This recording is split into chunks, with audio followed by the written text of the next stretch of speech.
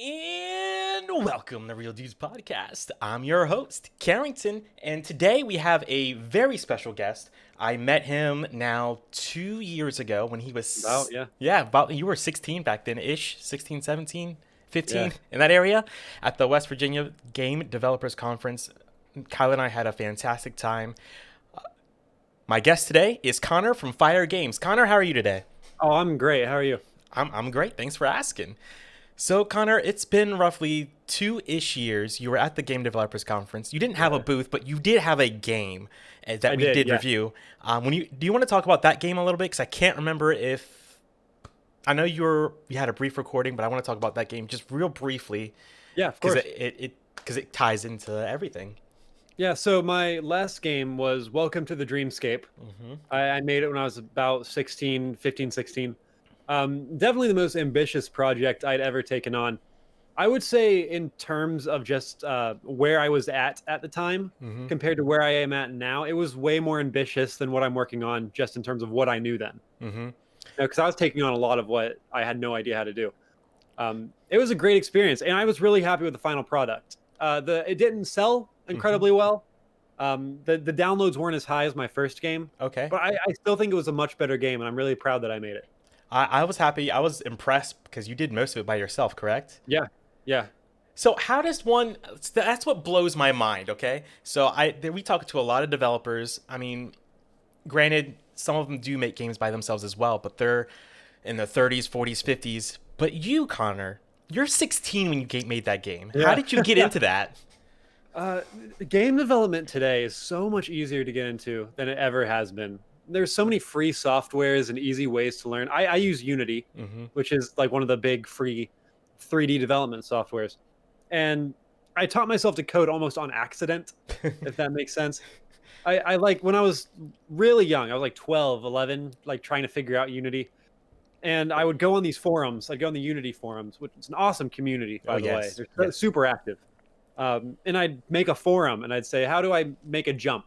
For example, how do I make my character jump? Mm-hmm. And people would like comment and send in like their codes on how to make a jump command. And eventually I learned how all these different components work from doing that so many times to where I could reverse engineer those certain things. And Mm-hmm. now I'm at a point where I can type the code all myself without needing to go to the forums.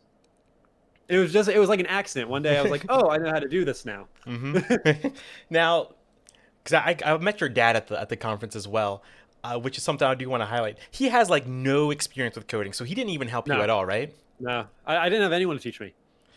That is to me, that I had is no one. because I learned all my coding because I went to college. That's where I learned a bunch of my Yeah. coding and all that stuff. So that's where, but you did it all on your own.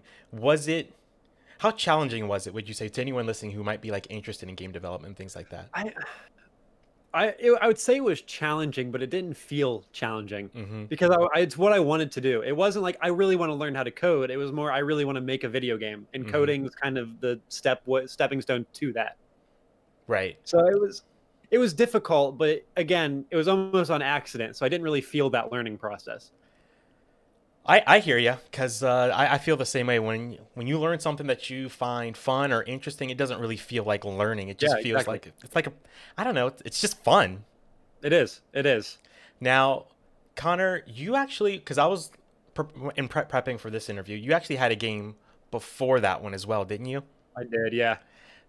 I haven't played it yet, so do you mind talking about it a little bit real quick? Yeah, that one is it's called Into the Unknown. Mm-hmm. I made it when maybe 13, Okay. 14. I was in 8th grade, however old I was in 8th grade. Okay. Made it in like 5 months. It was going to be submitted to a competition, but then we Mm-hmm. learned that the competition like took all the rights, so I was like no. Mm. And I decided to release it independently. It's a 15-minute short little game. It's obviously made by a 13-year-old. I voiced in it myself, which was a mistake because I was 13. Right. Um, and it's a short little game about waking up in the woods, trying to figure out who you are, where you are. It's a little twist ending at the end, Mm-hmm. and it's not great, but it's something I did for fun, and it was a Sure. short little project. It's free on Steam. Okay, very nice, man. I'll probably check it out then. So Yeah, thank you. these stories you have are what really draw me as well because you're really good at scripting out Well, thank events. you. You're welcome. Because that's what really with Dreamscape, that's what really like hit home to me was the amount of scripting that you did and how complex it was for someone that does it by themselves. How do you? Yeah, I remember. Yeah, Yeah, I remember you talked about that in the last podcast yeah. that you reviewed the game. Where does the inspiration for a lot of these stories come from, past, present, and future? Because they are always very interesting and always they grab your attention. So I think they always come from what's really interesting me at the time. Mm-hmm. So when I made Welcome to the Dreamscape, I was really intrigued with the idea of dreams and like what certain dreams could mean, where they come from. And that was the main inspiration behind that. Yeah, so Summerland is a lot about the death and the afterlife. And while I said dreams are something that really interests me, the death and the afterlife and what happens when we die is something that really freaked me out. Mm-hmm.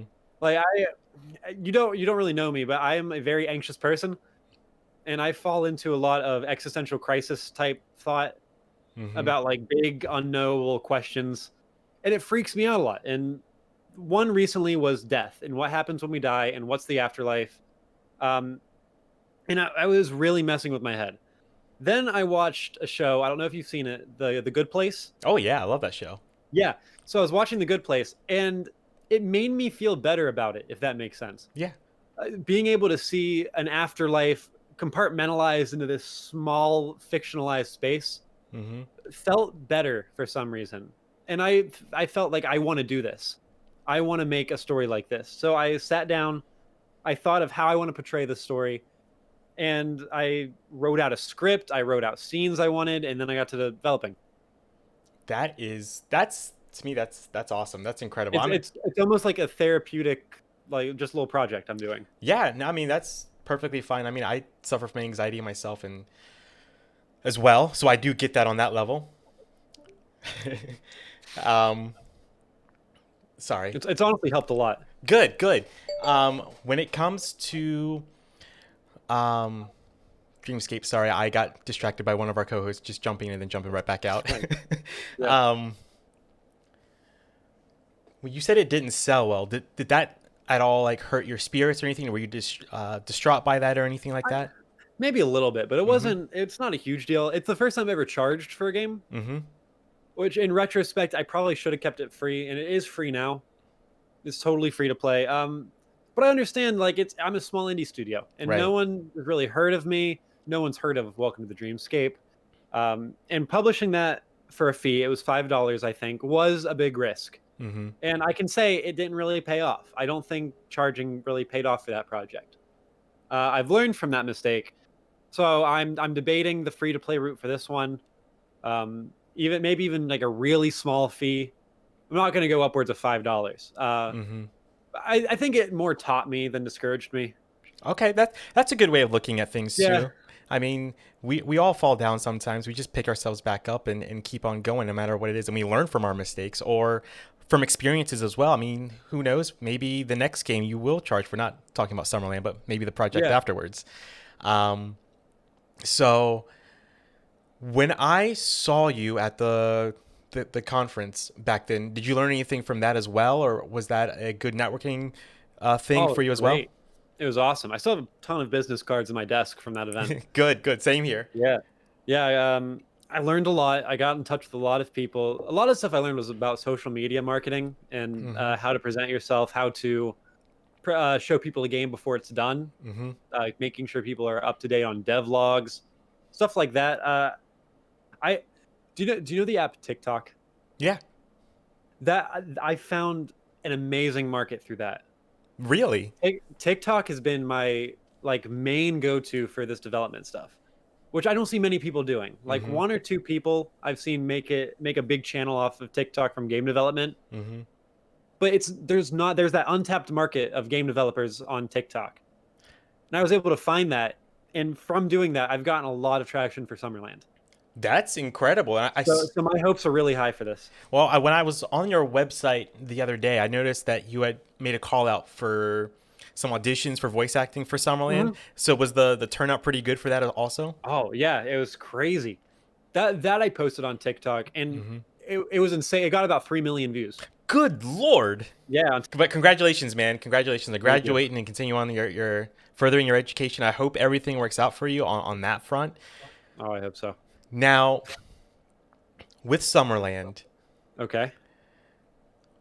how did you come up with Summerland? Oh no, you already talked about that. I'm sorry. Now with Summerland, do you have an idea of where you're gonna go next after this yet? Or I have no idea. okay.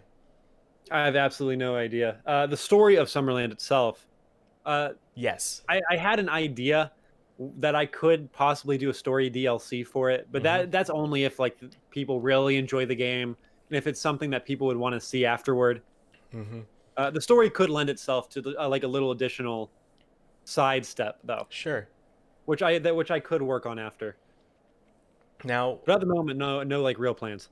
okay, I was just curious. I mean, I remember when I talked to you back when Dreamscape came out, you said you weren't sure what your next project was back then yet. Yeah, I think I talked about a game I was working on that I didn't end up finishing. Gotcha. Does that happen Yeah, a lot, by the way? that one time. Okay. I didn't finish that one project. The first game I ever tried to make, I didn't finish.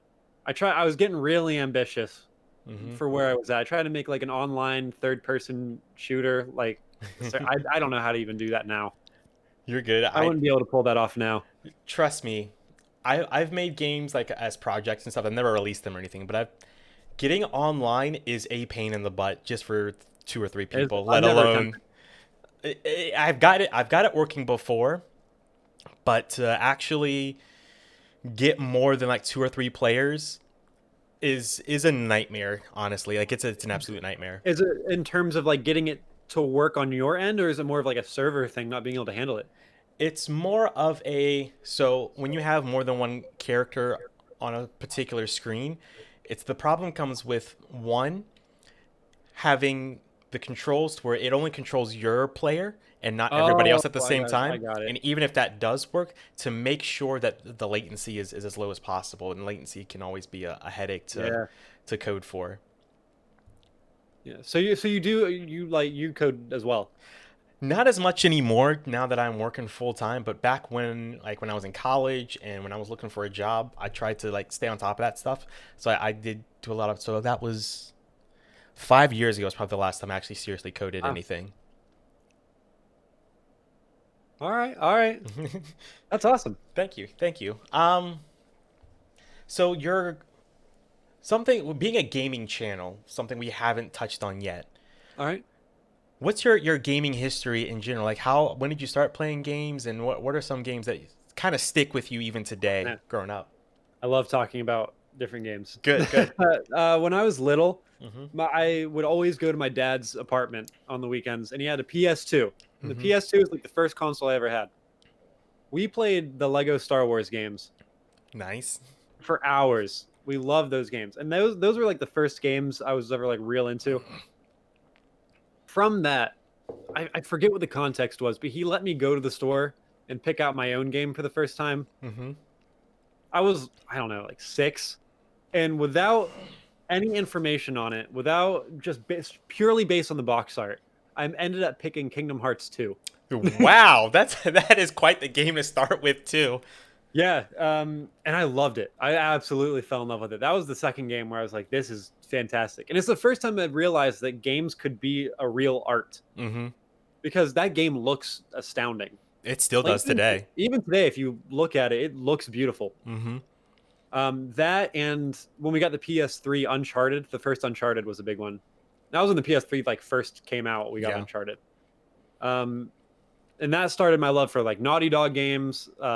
The Last of Us is my favorite game of all time. Dude, that opening made me cry. Like I I'm know. like Did you play the second being one? serious. Not yet, but it's on my list. I beat it. I beat it. Did I you feel like enjoy I'm it? in the minority. I feel Yeah. like I'm in the minority. I really liked it. Dude, I trust people like you because I feel like a lot of people are hating on it just to hate on it, if that makes sense. Yeah. Do you know what the hate is? Have you like heard the spoilers in the leaks? I have not. I've tried to stay as far away as All possible. right, that's cool. I'm not. I won't talk spoilers here. Good, good. But Thank I you. will say, I think a lot of the stuff people are mad at is a bit unwarranted. I could see that. And I think there is one big decision they decided to make, which a lot of people were upset with. I'm not a huge fan of the way they did it, Mm-hmm. but I understand why they did it, and I do think it was necessary. That's And fair. you may understand. It's like halfway through the game. Okay. If you ever decide to play it, you'll understand what I mean. Sure. Yeah. It's on my list. I just haven't had a chance Anyone yet. who's listening to this that's played it will understand what I mean. Okay. That's fair. I mean, I'm someone who's usually in the minority with things as well. Like personally, I don't know your feelings on it, but personally, I love The Last Jedi, and I will die on that hill. I actually didn't see it. You haven't seen it, okay? No. I loved it. I know a lot of people didn't like it, but I loved it, and I do have my reasons for it. But I feel like now I'm gonna get a lot of hate from certain people, but I'm okay with that because for me, I love that movie.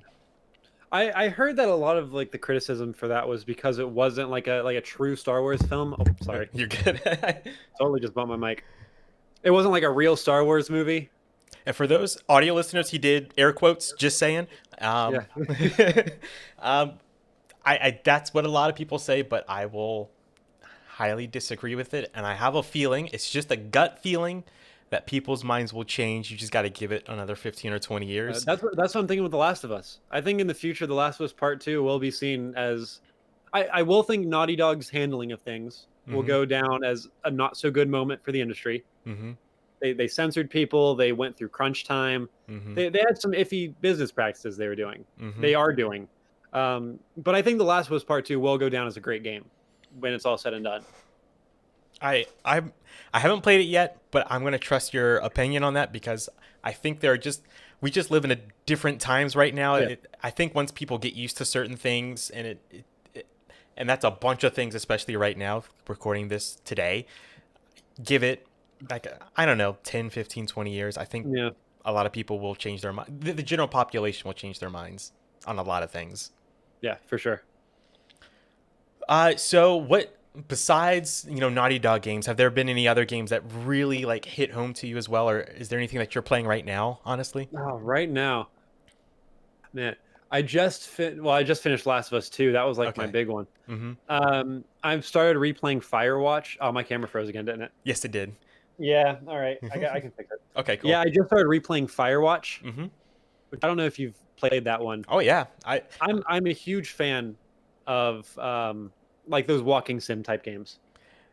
that was I don't know what your feelings are on that. yeah, no, that game I loved because I was just gonna say really quick that I thought it had a slow start, but then there's just a certain point you hit, and I could not put the controller down at all. It does. It's crazy how much it hits. My camera like stopped working. Okay, you're Like fine. I'm unplugging and plugging it back in. My computer's not recognizing it, so I might be cameraless for the rest of this. You are perfectly fine.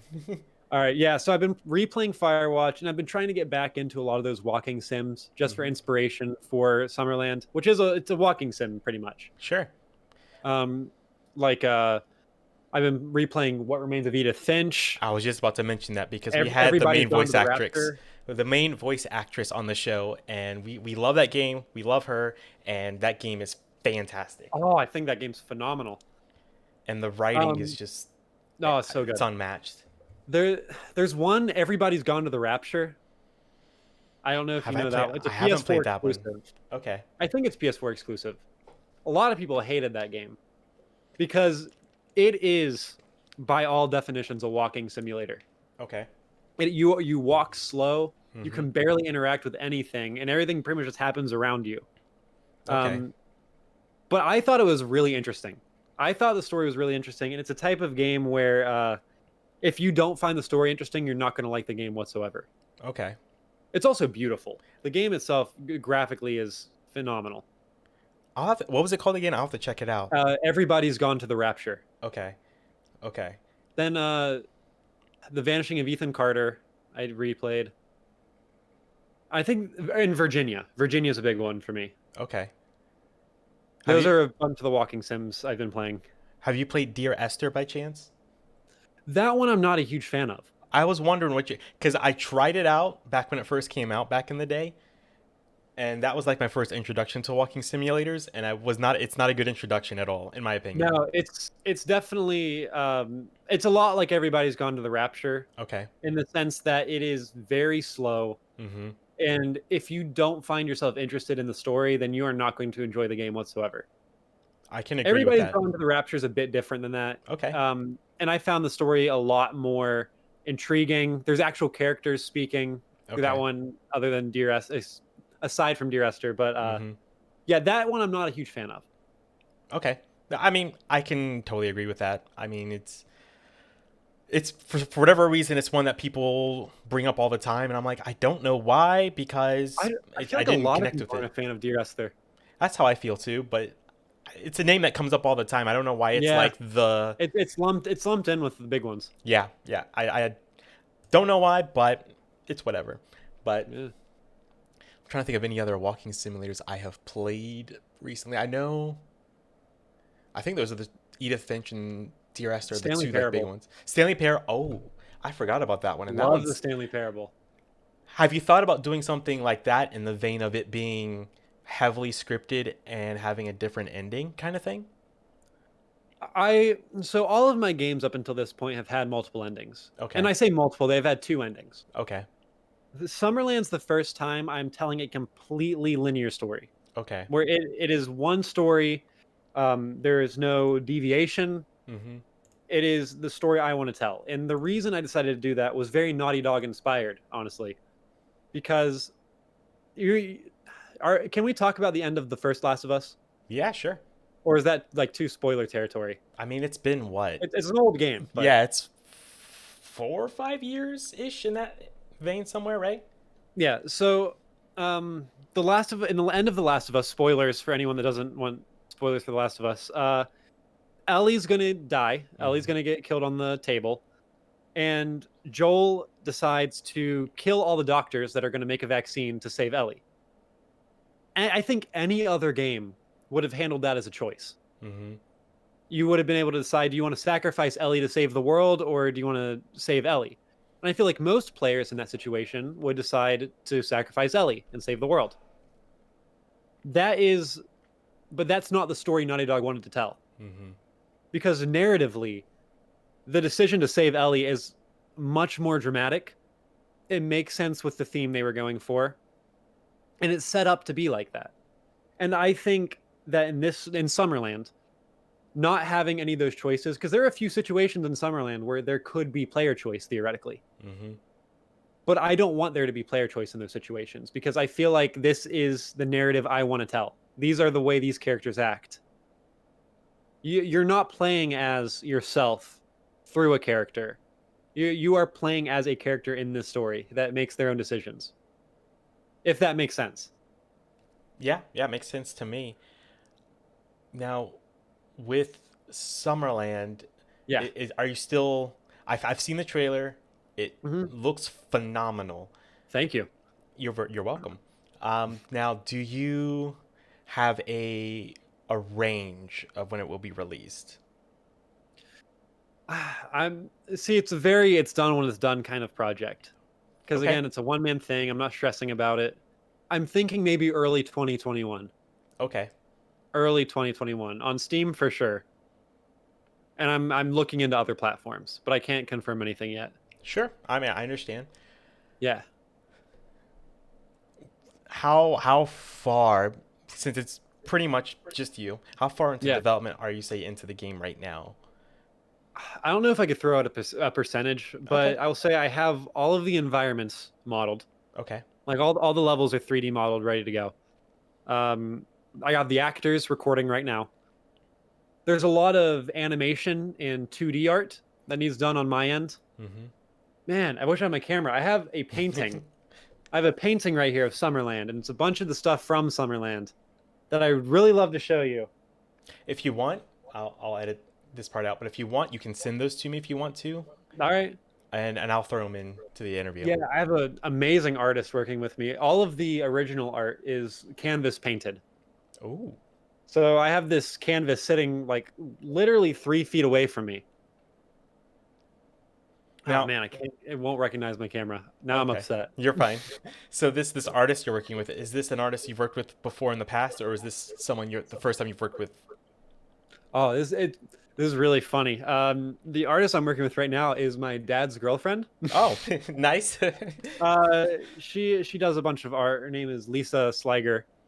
You could find her stuff, and it's awesome, and it fits the game perfectly. Any like character frame photos you could find throughout houses or anything is her work Hmm. painted on canvas. That I sounds think it awesome. fits amazingly. With your game development, I am curious. Have you gotten any hate? And if so, how do you handle it? Have I gotten any hit? Definitely for the first game. How so? The first game wasn't good, right? It wasn't a great game. Into the Unknown got a lot of hate. And I'd say that was because it wasn't good. But I was 13. I said in the description that it was made by a middle schooler. And I think a lot of people were upset that it was on Steam to begin with Hmm. because it doesn't seem like a Steam level product. But in my defense, that was uploaded when Steam Greenlight was a thing. Hmm. So it did go through the Greenlight process. It was voted on by people. I didn't like just make the decision to put it on Steam. It was voted on, and I don't know. I think it got a lot of hate because people didn't know it was made by a middle schooler. Like you can see the reviews on Steam. It's at mixed. And there's a Okay. lot of negative reviews. Did did that affect you at all, being It did. It 13, did. 14 years old? It really upset me because I this is the first time I've ever published anything, Hmm. and I was really upset. The reception for Dreamscape was way better. Good, good. And even if less people played it, it was a better game for sure. And I think Summerland's going to be an even better game because it's much more focused. I from the trailer, because I was looking at screenshots from your first game, second game, and third game.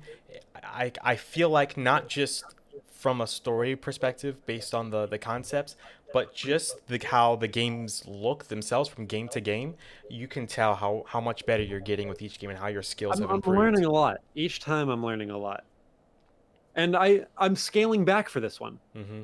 I'm scaling back. The environments are less expansive.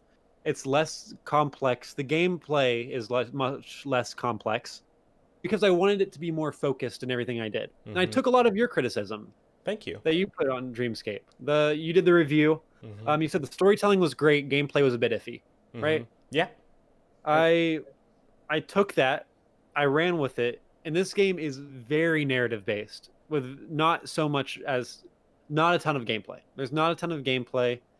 It's a lot of walking, a lot of mhm. interacting, some minor puzzle solving, but the story is very there and in the moment. And I think you guys will really like it when it comes out. That's what I'm most excited for. Honestly, that's what I've been playing a lot recently. Are games like that. I just finished a trilogy from a developer that's very similar to that, much more narrative. The story is way more abstract, like on a whole nother level, but at the same time, it leaves an impression, and that's the impression I got from your trailer, the Summerland trailer. I feel like What's the trilogy? so it's there's Off Peak, there is Oh yeah, yeah. yeah, What's the dude's name? Cosmo D. Yeah, I was drawing a blank. I played the free one. I didn't play the Okay, other two. Off Peak is the first one, and then it It's like is Tales of Off Peak City. yeah, that's the most recent one, and then the Yeah. middle one is I just played it and I can't remember, and it's amazing. It's fantastic. Yeah, I Anyway, know exactly what you're talking about. Those games are weird. I love it though. yes, yes, trust me, they're very weird, very out there, very abstract, but at the same time, it's like there's something intriguing about it at the same time, There you is. know? I want to know what goes on in that guy's head. I do too. I messaged his PR firm, so we'll see about an interview. But That'd be awesome. continuing on with you, Connor, though. Okay. Um, yeah, that's what I'm most excited about, though, about Summerland in general. Just that I feel like having a focus will make the game that much more better than Dreamscape, even though I still loved it. I know that's not a question, but a statement. It's all right. It's quite all right. um, honestly, that's really like as far as like questions go, that's all I really have. Unless you have anything else you would like to talk about, discuss, I am open and free as well. I may just say that my main source has been through TikTok, right? Right? I don't know if you've heard, but TikTok might be getting banned in the United States. I have heard that, and Yeah. So I think it's if any of interesting. that happens, am I allowed to do any plugs here? You go right ahead. I just want to say maybe check out my Instagram because that's where a lot of my updates are going to be. It's Connor with an ER, CONNER underscore W underscore rush. My other Instagrams are linked through that. And maybe check out my website, www.fyregames with a Y, Fyre games.com. And that's really where my main source of getting updates out, getting information out. That's where you can find all of it. Perfect. Awesome. Thank you very much, Connor. Yeah. Thank you for having me. You are very welcome. I would love to It's have you on awesome being again. on again. I was gonna say I would love to have you on again right around the time Summerland comes out. Would love to come back. All right, perfect. That sounds No, great. that'd be fantastic. We look forward to Summerland, dude. I will. I'm actually, if you don't mind, I would love to show the trailer while we Go for it. over part of the interview and show it off a little bit. No, absolutely. I would love if you did that. Thank you very much for your permission. And as always, everyone, have a rad day.